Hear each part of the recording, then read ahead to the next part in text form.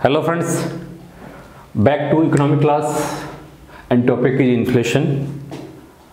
बहुत ही interesting topic है और इससे पहले इस पर इन्फ्लेशन क्या है इसको हम लोग देख चुके हैं। इन्फ्लेशन का क्या टाइप्स है जिसमें हमने देख चुका है कि कैसे क्रीपिंग इन्फ्लेशन होता है, जिसमें जिसे रेंगता हुआ इन्फ्लेशन स्फीति कहते हैं। इसमें धीरे धीरे ग्रेजुअली होता है। एक गैलोपिंग होता है, यह दौड़ता हुआ है। क्रीपिंग की तुलना में इसमें गति ज़्यादा होती है। तीसरा हम लोगों ने देखा कि हाइपर इन्फ्लेशन होता है, यह अति तीव्र इन्फ्लेशन है और एक्सीलरेटेड इन्फ्लेशन एक तरह से होता है और ये काफ़ी नुकसानदायक हो सकता है अर्थव्यवस्था के लिए, क्योंकि जैसा कि हम लोग जानते हैं इन्फ्लेशन अगर कंट्रोल और लिमिटेड लेवल पर है तो इट्स गुड फॉर इकोनॉमी। वह एक कहीं न कहीं मोटिवेशन का काम पूरी इकोनॉमी के लिए, अर्थव्यवस्था के लिए, सिस्टम के लिए करता है। लेकिन अनलिमिटेड और अनकंट्रोल्ड हो जाता है तो बहुत ही नुकसानदायक है। कुछ वैसे ही जैसे शरीर में बीपी होता है, it is just like walking like blood pressure of the body. अगर बीपी ज़्यादा हो जाए तो भी प्रॉब्लम और बहुत ही कम हो जाए फिर भी प्रॉब्लम। एक कंट्रोल की अवस्था में होनी चाहिए जिसमें न बहुत ही ज़्यादा और न ही नीचे बिलो होना चाहिए। सेम कंडीशन इन्फ्लेशन के साथ भी है। इन्फ्लेशन कुछ हद तक इसलिए ज़रूरी है कि इससे पूरी की पूरी अर्थव्यवस्था को बूस्टअप मिलता रहता है, मोटिवेशन मिलता रहता है, इससे ग्रोथ होता है, इसमें जो प्रोड्यूसर होते हैं उनको फ़ायदा होता है। ठीक है, एम्प्लॉयमेंट क्रिएट होता है, रोजगार मिलता है। जब पूरी की पूरी अर्थव्यवस्था एक गतिशील होती है तो टाइप्स को हम लोग देख चुके हैं। टाइप्स ये तो डिग्री के हिसाब से हुआ, धीरे धीरे ज़्यादा बढ़ रहा है, क्रीपिंग से ग्लैपिंग और ग्लैपिंग से हाइपर।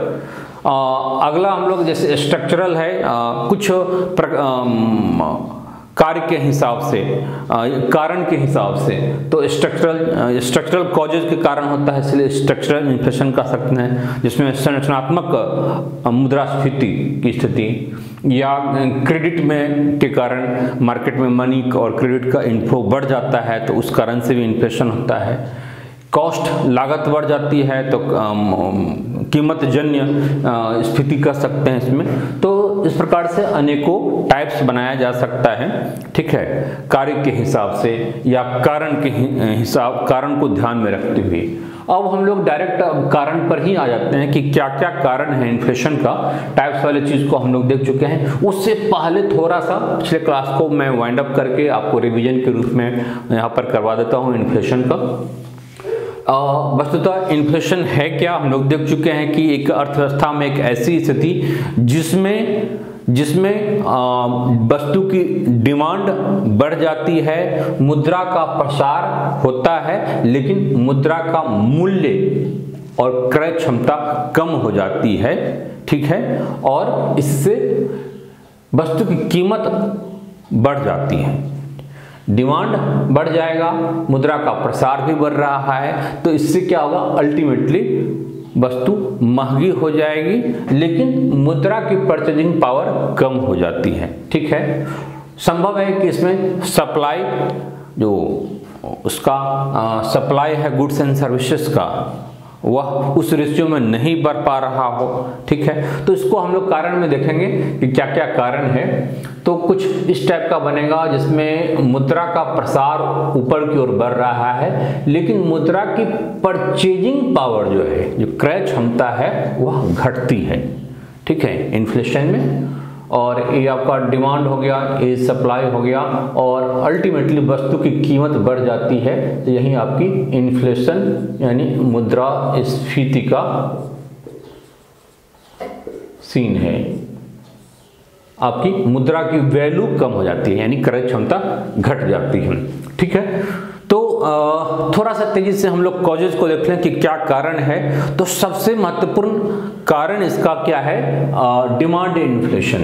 डिमांड के कारण इन्फ्लेशन बढ़ता है, यानी अगर वस्तु की डिमांड बढ़ जाए, किसी भी वस्तु की डिमांड बढ़ती है अर्थव्यवस्था में और उसके अकॉर्डिंगली उसका सप्लाई नहीं होगा तो वस्तु की कीमत बढ़ जाएगी।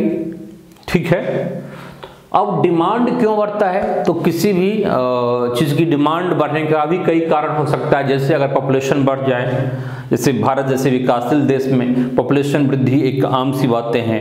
कुछ भारत में कुछ और पिछड़े राज्य का उदाहरण अगर हम ले लें तो बिहार जैसा स्टेट्स है, यूपी है, वेस्ट बंगाल है, जहाँ पर पॉपुलेशन वृद्धि ज़्यादा है, जनसंख्या वृद्धि ज़्यादा है, तो वहाँ पर क्या होगा, पॉपुलेशन जब बढ़ेगा तो डिमांड किसी वस्तु की बढ़ेगी और उसके अकॉर्डिंगली सप्लाई नहीं हो पा रहा है, उसका प्रोडक्शन नहीं हो पा रहा है गुड्स का या सर्विसेज का, तो जो उपलब्ध साधन है उस पर भार बढ़ेगा तो क्या होगा, वस्तु की कीमत बढ़ जाएगी। वस्तु की कीमत बढ़ेगी, डिमांड बढ़ रहा है एक तरफ से, वस्तु की कीमत बढ़ेगी यानी वह चीज़ें महंगी हो जाएगी और साथ ही मुद्रा का जो परचेजिंग पावर है वह तो कम होगा ही। यह प्रक्रिया इसमें है कि मुद्रास्फीति में एक यह चीज़ महत्वपूर्ण है कि वह निरंतर बढ़ता हुआ हो, एक अस्थाई वृद्धि हो। वस्तु की जो कीमत है या महंगाई है, मान लीजिए कोई एक दिन दो दिन के लिए बढ़ जाए किसी वस्तु का कीमत, तो उसको मुद्रास्फीति नहीं कहेंगे। ठीक है, अर्थव्यवस्था में एक निरंतर वो प्रक्रिया चल रहा हो लंबे समय तक तो मुद्रास्फीति की स्थिति बनती है। ठीक है, तो डिमांड इन्फ्लेशन में पॉपुलेशन हो गया। दूसरा है कि कंजम्पशन बढ़ जाए। अब किसी वस्तु की उपभोग बढ़ जाता है तो इस कारण से भी इन्फ्लेशन हो सकता है। लोगों के पास में परचेजिंग पावर बढ़ रहा है, मनी, लोगों के पास में पैसा आ रहा है, तो पैसा जब आएगा तो ऑब्वियसली क्या होगा, किसी भी चीज़ की डिमांड बढ़ेगी।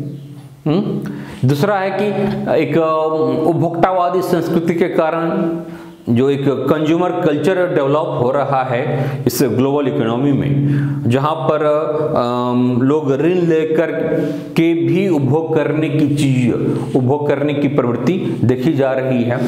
वह जो चरवाक की पंक्ति है, यावत जीवेत सुखम जीवेत ऋणम कृत्वा घृतम पिबेत, यानी जब तक जियो सुख से जियो, चाहे इसके लिए ऋण लेकर के घी क्यों न पीना पड़े। तो यह जो प्रवृत्ति है उपभोग की संस्कृति को बढ़ावा देता है। ठीक है, यह एक भौतिकवादी दर्शन है, चरवाक दर्शन। तो इससे भी क्या होता है कि कंजम्पशन बढ़ने से या कंजम्पशन की जो कल्चर है, उपभोक्तावादी संस्कृति है, उस कारण से भी वस्तु की डिमांड बढ़ती है। अगली बात है कि पब्लिक एक्सपेंडिचर अगर बढ़ जाएगा, सरकार की ओर से मान लीजिए खर्चा बढ़ रहा है, सार्वजनिक व्यय जो है, ठीक है, वह बढ़ जाए, अपव्यय बढ़ जाए तो इससे भी क्या होगा, डिमांड में वृद्धि होगी। फिर आगे है कि क्रेडिट बढ़ जाए, यानी जो मार्केट में मनी का है, क्रेडिट का है, मुद्रा और साख बढ़ जाने से भी क्या होगा, वस्तु की डिमांड बढ़ेगी, लोगों के पास में पैसा आ जाता है। अब ये क्यों होता है, मान लीजिए बैंक रेट सस्ता हो जाए या लोन सस्ता हो जाए, ठीक है, लोन सस्ता हो जाए, तो लोन सस्ता हो जाएगा तो लोगों के पास में लोग ज़्यादा लोन लेंगे और लोन ले करके लोगों के पास में पैसा होगा तो उससे चीज़ों को खरीदेंगे। तो इससे भी क्रेडिट मनी के बढ़ने से भी क्या होता है, इन्फ्लेशन बढ़ता है। तो ये सारी चीज़ें हैं कि डिमांड पुल्ड, इसको पुल्ड आप लगा लीजिए, डिमांड पुल्ड इन्फ्लेशन। ठीक है, इसी ढंग से सप्लाई पुल्ड इन्फ्लेशन, ये सप्लाई के कारण होता है, सप्लाई पुल्ड इन्फ्लेशन। अब सप्लाई पुल्ड इन्फ्लेशन में क्या होगा, सप्लाई के कारण, ठीक है, प्रोडक्शन, किसी वस्तु का प्रोडक्शन घट जाए, ठीक है, यानी जिस अनुपात में डिमांड हो रही है उस अनुपात में प्रोडक्शन नहीं होगा, तो क्या होगा, इन्फ्लेशन बढ़ेगा।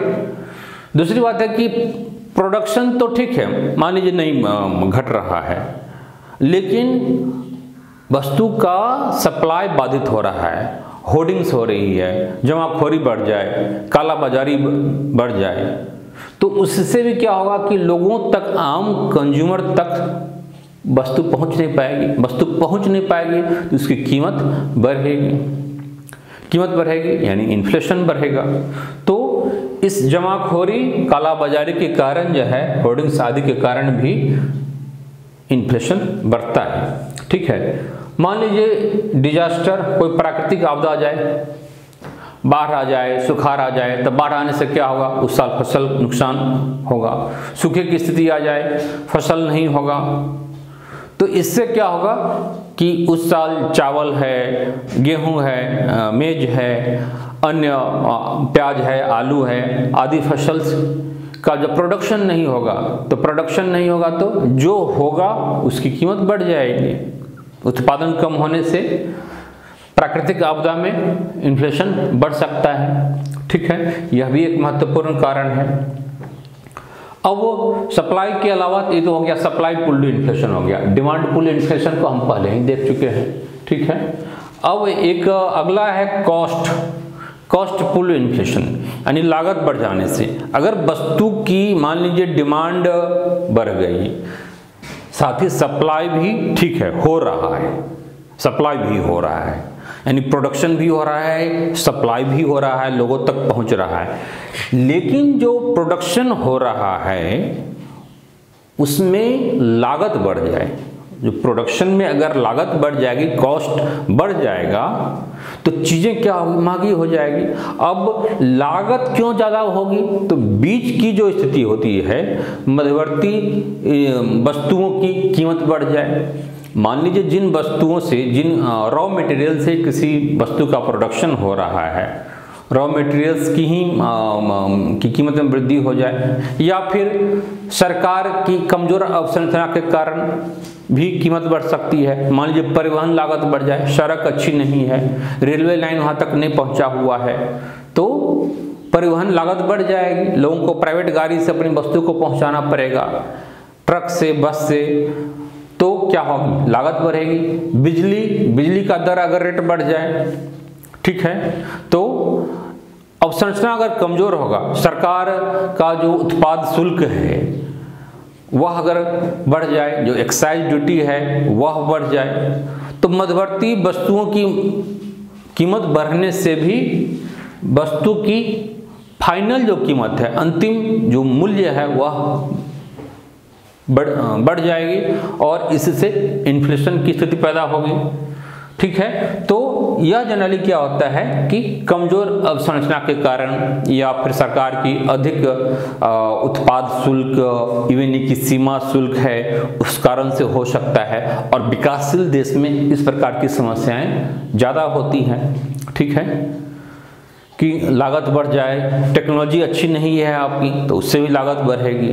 ठीक है, विकासशील देश में डिमांड एक महत्वपूर्ण फैक्टर होता ही है, डिमांड, पॉपुलेशन ज़्यादा है, डिमांड भी हो रही है, तो इन सब कारण से डेवलपिंग कंट्री में इन्फ्लेशन की स्थिति हमेशा बनी रहती है और यह नुकसानदायक हो सकता है जब यह इन्फ्लेशन ज़्यादा हो, 4-5 तक ठीक है, लेकिन उससे ज़्यादा हो जाए और ग्रेजुअली यह बना रहे तो वह काफ़ी बुरी स्थिति हो सकती है। यही इन्फ्लेशन जब ज़्यादा हो जाती है, ठीक है, तो एक हाइपर इन्फ्लेशन की स्थिति आ जाती है, तो वह अर्थव्यवस्था के लिए काफ़ी नुकसानदायक हो सकता है। एक स्थिति वह भी होती है इन्फ्लेशन में जिसमें मान लीजिए इन्फ्लेशन लगातार बढ़ रहा है, तो इन्फ्लेशन लगातार बढ़ रहा है, ठीक है, कंट्रोल में नहीं है। एक ऐसी स्थिति उसमें आती है जिसमें एक स्टैगफ्लेशन की स्थिति आ जाती है, जिसमें वस्तु महंगी भी हो गई, वस्तु महंगी हो गई, ठीक है, वहीं दूसरी ओर अर्थव्यवस्था में मंदी भी आ गई। ठीक है, बिल्कुल ही अस्पंद गति, निस्पंद स्फीति की स्थिति या गतिहीनता की स्थिति। तो मान लीजिए महंगाई बढ़ रही है और महंगाई बढ़ती है तो अर्थव्यवस्था को कहीं न कहीं फायदा हो रहा होता है। लेकिन स्टैगफ्लेशन में क्या होगा, वह महंगाई तो बढ़ रही है लेकिन मंदी की स्थिति भी साथ साथ बनी हुई है।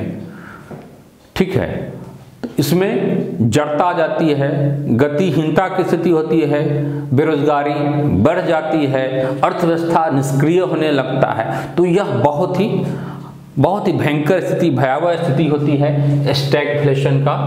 और इन्फ्लेशन लगातार एक तेजी से बढ़ रहा है तो यह कंडीशन आ जाता है। जिम्बाब्वे वगैरह कई कंट्री में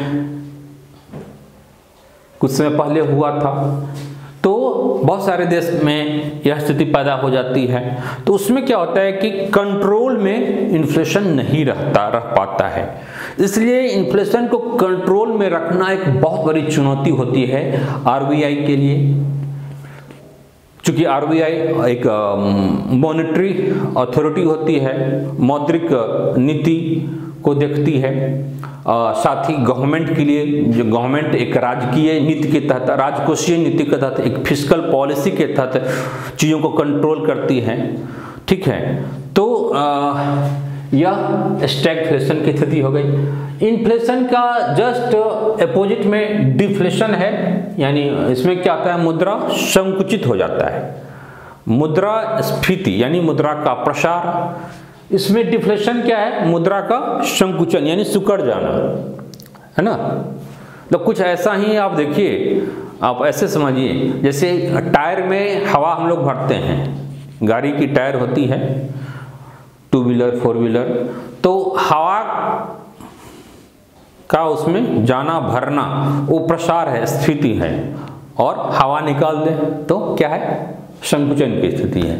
ठीक वही है मुद्रा के साथ। तो डिफ्लेशन उल्टा स्थिति है इन्फ्लेशन का, जिसमें वस्तु की कीमत घट जाती है और मुद्रा की कीमत बढ़ जाती है, यानी संकुचन की स्थिति है। ठीक है, तो ये डिफ्लेशन की स्थिति हो गई। तो अच्छा, अब कुछ अन्य चीज़ों को हम लोग देख लें, इफेक्ट्स को देख लें। अब इफेक्ट्स क्या होता है इन्फ्लेशन का मार्केट में, जैसा कि मैं पहले बताया कि if it is control and limited level तक है तो इट्स ओके इकोनॉमी के लिए, बट ज़्यादा हो जाएगा तो नुकसानदायक हो जाएगा। तो इसलिए इसका जो प्रभाव होगा वह क्या होगा, दोनों होगा, सकारात्मक भी होगा, पॉजिटिव भी होगा, एज वेल एज नेगेटिव भी होगा। तो पॉजिटिव में क्या इसका इफेक्ट हो सकता है, प्रोड्यूसर्स, जो प्रोड्यूसर्स है, जो उत्पादक वर्ग है, इसमें किसान आ सकता है, फार्मर्स है, व्यापारी वर्ग है। ठीक है, आपका जो ट्रेडर्स है, बिजनेसमैन है, फार्मर्स है, जो उत्पादन का काम कर रहा है, उसे एक मोटिवेशन मिलेगा। ठीक है, उसका वस्तु महंगी होगी तो इसका लाभ उसे मिलेगा, और लाभ मिलेगा तो अल्टीमेटली उसकी सेविंग्स भी बढ़ेगी, फिर वह उस सेविंग्स को निवेश में लगाएगा, तो पूरी की पूरी अर्थव्यवस्था को फायदा होगा। इससे एम्प्लॉयमेंट बढ़ेगा, एम्प्लॉयमेंट जनरेशन होगा। ठीक है, यही कारण है कि जब बाहर से जब कोई इन्वेस्टमेंट होता है तो उसके साथ साथ रोजगार भी बढ़ता है और पूरी अर्थव्यवस्था को इससे फायदा होता है, क्योंकि सारी चीजें एक दूसरे से जुड़ी हुई हैं। ठीक है, अब मान लीजिए किसी साल एग्रीकल्चर का प्रोडक्शन अच्छा होता है, तो एग्रीकल्चर का प्रोडक्शन अच्छा होगा तो क्या होगा कि जो फूड प्रोसेसिंग इंडस्ट्री है उसमें एक उछाल आएगा, एक मोटिवेशन मिलेगा, और उसको अपनी दर भी सही मिल रहा है। अब मान लीजिए किसानों ने टमाटर का उत्पादन किया और टमाटर इतना सस्ता हो गया, आलू का उत्पादन किया किसान ने और इतना सस्ता हो गया कि उसे डंप करना पड़ रहा है, ऐसे ही फेंकना पड़ रहा है, ऐसे ही जलाना पड़ रहा है, तो उसका कीमत भी मिलना चाहिए। तो कीमत में थोड़ी सी वृद्धि उत्पादक वर्ग के लिए फायदेमंद होता है। अगर महंगाई एक लेकिन लिमिटेड मात्रा में बढ़ रहा है तो इससे प्रोड्यूसर को फायदा होता है, होना चाहिए, और ये अर्थव्यवस्था के लिए अच्छी बातें हैं। दूसरा मैं बताया कि एम्प्लॉयमेंट इससे बढ़ेगा, फिलिप्स वक्र कहता है। ठीक है, कि इन्फ्लेशन बढ़ने से क्या होगा कि लोगों को रोजगार मिलेगा, क्योंकि प्रोड्यूसर को फायदा हो रहा है तो प्रोड्यूसर को फायदा हो रहा है तो मुनाफा उसका बढ़ रहा है, उसका फिर सेविंग्स बढ़ेगा, फिर उसका निवेश बढ़ेगा, फिर वह नई जॉब क्रिएट होगा, वहाँ पर नई नई चीज़ें और खुलेगी और प्रोडक्शन बढ़ेगा। ठीक है, तो पूरी अर्थव्यवस्था को इससे फायदा है, एम्प्लॉयमेंट बढ़ेगा। जो बोरोवर है यानी जो उधार लेने वाला है, ऋण करता, उसको भी फायदा होता है इन्फ्लेशन में। अगर आपने हाउसिंग लोन 10 साल 20 साल के लिए लिया है, ऑटोमोबाइल लोन, गाड़ी लोन, व्हीकल्स लोन लिया है, तो आपको फायदा होगा चूंकि वह एक लंबा EMI होता है। इसमें जो लैंड करता है, जो उधार देता है, उसको घाटा हो सकता है, या फिर आपने अगर FD करा रखा है, फिक्स डिपॉजिट करा रखा है, तो इसमें घाटा होगा। क्योंकि 10 साल के बाद 20 साल के बाद जो आपको मिलेगा, मान लीजिए आपने कुछ अमाउंट 2 लाख रुपया जमा किया FD के रूप में, ठीक है, और आपको कोई यह कहता है कि 20 साल में यह 25 लाख हो जाएगा, तो अभी आपको दिख रहा है यार जमा करूंगा मैं 2 लाख और मिलेगा 25 लाख, ये तो बहुत ही फायदा है। लेकिन 20 साल के बाद जब आप 25 लाख मिलेगा तो हो सकता है उसमें 25 लाख का वैल्यू केवल 5 लाख के बराबर हो, क्योंकि मुद्रा की परचेजिंग पावर कम हो जाएगी उस समय। तो इसीलिए अगर आप लेंडर हैं, अगर आप इस टाइप की चीज़ों में इन्वॉल्व हैं, तो आपको घाटा हो सकता है, क्योंकि मुद्रा की परचेजिंग पावर तब काफ़ी कम हो गई रहेगी। चलिए, तो ये हो गया फायदे, हो गया प्रॉफिट, हो गया। अब है कि थोड़ी सी नेगेटिव चीज़ें भी हैं। क्या है नेगेटिव में? नेगेटिव चीज़ों को हम लोग देख लें। अब इसमें क्या होगा कि इनइक्वलिटी बढ़ सकती है समाज में असमानता बढ़ सकती है। इसमें इन्फ्लेशन बढ़ने पर क्या होता है कि जो लिमिटेड आय वाला लोग है उनको घाटा होता है। एक सीमित सोर्स ऑफ इनकम वाले लोगों को घाटा होगा, क्योंकि इन्फ्लेशन तो बढ़ रहा है और उसके अकॉर्डिंग उसकी सैलरी नहीं बढ़ती है, उसकी कमाई नहीं बढ़ती है, उसकी इनकम नहीं बढ़ती है, तो उन्हें घाटा होगा। जो किसान है, मजदूर है, रिक्शा ठेला चलाने वाला, रेडी पटरी वाला, हो सकता है उस रेशियो में उसका इनकम ना बढ़ा, उसकी वस्तु की डिमांड नहीं बढ़ी हो, तो उससे घाटा होगा। वहीं दूसरी ओर जो बड़े बड़े उद्योगपति हैं, व्यापारी वर्ग हैं, जो ट्रेडर्स हैं, बिजनेसमैन हैं, जो प्रोड्यूसर हैं, उनको नुकसान फायदा होता है। तो इससे क्या होगा कि समाज में इनइक्वलिटी बढ़ेगी। तो इन्फ्लेशन का लाभ भी बड़े बड़े कंपनियों को मिलती है। अब यही कारण है कि एकदम से कुछ ही दिन में, एक ही दिन में सुनते हैं कि मुकेश अंबानी, जियो की संपत्ति 500 करोड़ बढ़ गई और वह तीसरे पोजीशन से पहले पोजीशन पर आ गए, है ना। लेकिन क्या किसान गरीब गुरुओं के साथ ऐसा होता है? एक जो लिमिटेड सोर्स वाला आदमी है उसके आमदनी में ऐसा होता है? नहीं होता है। तो उसको तो इन्फ्लेशन का लाभ मिल रहा है या बहुत सारी चीज़ों का लाभ मिल रहा होता है। तो इससे कहीं ना कहीं इनइक्वलिटी बढ़ती है, क्योंकि यहाँ पर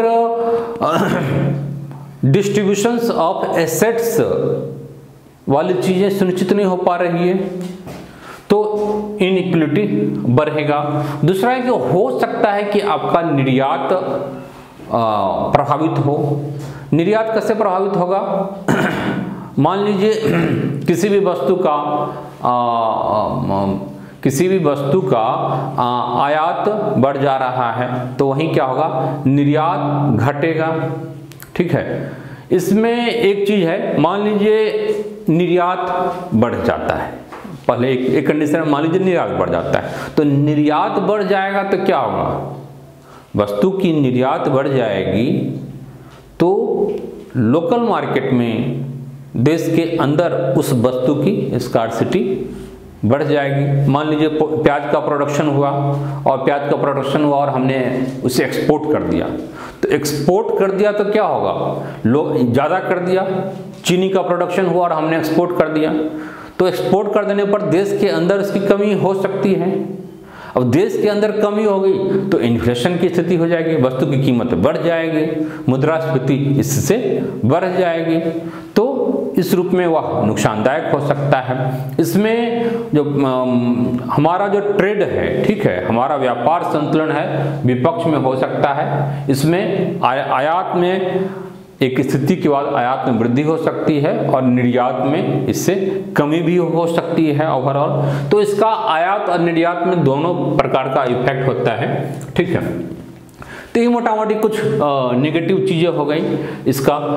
इन्फ्लेशन का जब ज़्यादा इन्फ्लेशन बढ़ जाता है, हाइपर कंडीशन में आ जाता है, तो बहुत ही नुकसान होता है, वह आउट ऑफ कंट्रोल होने लगता है। और स्टैग्फ्लेशन वाली जो कंडीशन होती है, जिसमें गतिहीनता की स्थिति आ जाती है, तो उसमें तो समझिए कि एक तरफ महंगाई भी बढ़ रहा है और उसका लाभ अर्थव्यवस्था को मिल भी नहीं रहा है। एक अर्थव्यवस्था निष्क्रिय हो चुकी है, गतिहीन हो चुकी है, एक जड़ता की स्थिति आ चुकी है, ठीक है, और एक बेरोजगारी की स्थिति आ जाएगी, बिल्कुल ही मंदी और रिसेशन की स्थिति आ जाएगी। तो वह स्थिति तो काफ़ी नुकसानदायक होगा। तो इसके ढेरों सारे नेगेटिव इम्पैक्ट भी है। तो दोनों चीज़ें हैं इसमें, ठीक है, पॉजिटिव भी और निगेटिव भी। अब कुछ ट्रीटमेंट को हमने देखें, उपचार जो है इसका क्या होगा। तो उपचार जो है इसका ट्रीटमेंट शॉर्ट टर्म्स और लॉन्ग टर्म्स में हम दो भाग में बांट के देख सकते हैं। शॉर्ट टर्म्स में जैसे जो तत्कालिक कारण के रूप में, उपचार के रूप में, जैसे जो मॉनेटरी पॉलिसी आदि के माध्यम से आरबीआई करती है, मार्केट से इन्फ्लेशन को कम करने के लिए, कंट्रोल में करने के लिए आरबीआई अपने विभिन्न टूल्स का यूज करती है, जिसमें कैश रिजर्व रेशियो है उसको कम कर देगी, उसको बढ़ा देगी, कैश रिजर्व रेशियो को बढ़ा देगी। यानी बैंक को कहेगी कि आप ज़्यादा अपने पास आप आरबीआई के पास कैश ज़्यादा जमा कीजिए, या एसएलआर है, यानी अपने पास आप जो स्टैट्यूटरी लिक्विडिटी रेशियो है उसको आप बढ़ा दीजिए। यानी बैंक को लोन देने के लिए अब कम पैसा बचेगा, साख सृजन की क्षमता उसकी प्रभावित होती है, तो मार्केट में पैसे का फ्लो नहीं होगा। मार्केट में पैसे का फ्लो नहीं होगा तो इससे इन्फ्लेशन कंट्रोल में आएगा। तो सेम चीज़ें हैं, एसएलआर हो गया, सीआरआर हो गया, फिर बैंक रेट भी बढ़ा देगा आरबीआई, फिर रिवर्स रेपो रेट आदि है। तो इन सारे टूल्स का प्रयोग आरबीआई करती है इन्फ्लेशन को कंट्रोल करने के लिए, चेक करने के लिए। फिस्कल पॉलिसी में गवर्नमेंट क्या करेगी, मान लीजिए पब्लिक एक्सपेंडिचर है, पब्लिक एक्सपेंडिचर को कम करेगी, क्योंकि पब्लिक एक्सपेंडिचर जब बढ़ता है तो वस्तु की डिमांड बढ़ जाती है चीज़ों को, तो सरकार अपव्यय को रोकेगी। साथ ही अपनी जो स्टाफ है, कर्मचारी है, एम्प्लॉय है, उसमें छटनी करेगा, ठीक है, रिट्रेचमेंट किया जाएगा।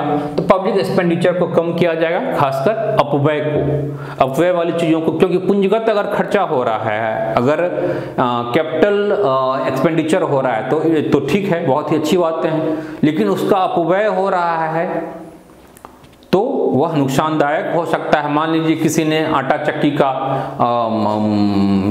मशीन खरीद लिया, तेल पराई मशीन खरीद लिया, तो वो अच्छा है, उससे वह पैसा कमाएगा। लेकिन अगर वह एसी खरीद लेता है तो क्या होगा, ये पैसे की कहीं न कहीं उससे सोर्स ऑफ इनकम क्रिएट नहीं हो रहा है। तो पूंजीगत व्यय ठीक है, तो सरकार पब्लिक एक्सपेंडिचर को कम कर सकती है, सब्सिडी को बढ़ा सकती है। सब्सिडी को बढ़ा देने से क्या होगा कि वह चीज़ें सस्ती हो जाएगी। मान लीजिए किसी एग्रीकल्चर प्रोडक्ट्स है, फर्टिलाइजर है, कोई भी एग्रीकल्चर प्रोडक्ट्स है, कोई भी चीज़ें हैं, बिजली है, बिजली सस्ती हो जाएगी। बिजली सस्ती हो जाएगी तो वस्तु का प्रोडक्शन क्या होगा, सस्ता हो जाएगा। सस्ता हो जाएगा तो ओवरऑल कीमत कम होगी, इससे इन्फ्लेशन कंट्रोल में रहेगा। तो किसी भी चीज़ को सब्सिडी दे करके गवर्नमेंट कर सकती है, ठीक है। तो इधर कुछ अन्य चीजें हैं, जैसे प्रोडक्शन को अगर हम बढ़ा दें तो इससे भी इन्फ्लेशन कंट्रोल में रहेगा। सप्लाई को बढ़ा दें, प्रोडक्शन को भी बढ़ा दें, सप्लाई को भी बढ़ा दें, जो कालाबाजारी है, जमाखोरी है, उन सबको कंट्रोल में कर लें तो इससे बढ़ेगा, इन्फ्लेशन कंट्रोल में आएगा। एक्सपोर्ट्स को हम कम कर दें तो इससे भी आपके देश में बस उस सामान की एबिलिटी बढ़ जाएगी, ठीक है। अगर इंपोर्ट्स को बढ़ा दें, अगर बाहर से हम प्याज ले आते हैं तो क्या होगा, देश में वो चीज़ें सस्ती हो जाएगी। बाहर से हम चीनी खरीद लेते हैं, तो ये सारी चीज़ें भी हैं कुछ अन्य उपाय के रूप में। कुछ लॉन्ग टर्म्स की ट्रीटमेंट है, उपचार है, जिससे पॉपुलेशन को कंट्रोल में कर लिया जाए तो क्या होगा, इन्फ्लेशन घटेगा। इंफ्रास्ट्रक्चर पर खर्चा किया जाए, इंफ्रास्ट्रक्चर को डेवलप किया जाए। इसमें फिजिकल इंफ्रास्ट्रक्चर भी है, रोड, सड़क, बिजली है, परिवहन की चीज़ें हैं, पोर्ट्स है, एयरपोर्ट्स हैं, बंदरगाह आदि जैसी चीज़ों पर अगर सरकार खर्चा करती है तो वस्तु का जो उत्पादन होगा वह सस्ता होगा। ठीक है, वस्तु का उत्पादन करना यानी लागत कम आएगी, लागत कम आएगी तो अल्टीमेटली वस्तु की कीमत कम होगी, कीमत कम होगी तो इन्फ्लेशन कंट्रोल में रहेगा। तो इंफ्रास्ट्रक्चर को डेवलप कर सकते हैं, सप्लाई को भी हम बढ़ा करके कर सकते हैं ऐसा। तो ये सारी